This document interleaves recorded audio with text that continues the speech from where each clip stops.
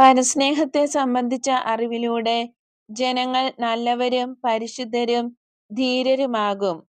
ആ സ്നേഹം ലോകത്തെ സ്നേഹപൂർണമാക്കുകയും ലോകം അവിടുത്തെ നാമവും അവിടുത്തെ വിശ്വാസവും അവിടുത്തെ ഉപദേശവും ഉയർത്തിപ്പിടിക്കുകയും ചെയ്യും.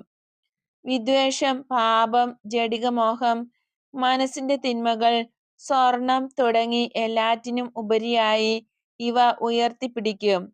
ദൈവികമായ സമുദ്രത്തിലൂടെ എന്റെ സഹോദരന്മാരുമൊത്ത് പ്രകാശത്തിന്റെ പാതയിലൂടെ അങ്ങയിലേക്ക് വരുന്നതായി ഞാൻ സ്വപ്നം കാണുന്നു.